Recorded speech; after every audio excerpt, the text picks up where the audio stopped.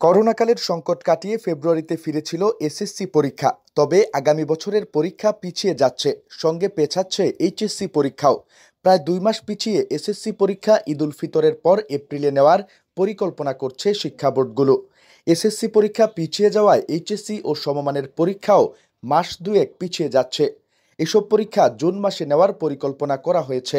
ঢাকা শিক্ষা বোর্ড সূত্রে এসব তথ্য জানা গেছে, তবে এ বিষয়ে সরাসরি কারো বক্তব্য পাওয়া যায়নি। সাধারণত এসএসসি পরীক্ষা ফেব্রুয়ারির শুরুতে ও এইচএসসি পরীক্ষা এপ্রিলের শুরুতে হতো, কিন্তু করোনার সংক্রমণ পরিস্থিতির কারণে 2020 সালের মার্চ থেকে পুরো শিক্ষাপঞ্জি এলোমেলো হয়ে গেছে। 2023 সালের এসএসসি ও সমমানের পরীক্ষা শুরু হয়েছিল গত 30 এপ্রিল।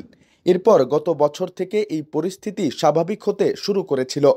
গত বছর এই পরীক্ষা শুরু হয়েছিল 15 ফেব্রুয়ারি থেকে, কিন্তু আগামী বছর আবারও তা পিছিয়ে যাচ্ছে। ঢাকা শিক্ষা বোর্ড জানিয়েছে, আগামী বছরের এসএসসি পরীক্ষা পূর্ণাঙ্গ পাঠ্যসূচিতে অনুষ্ঠিত হবে।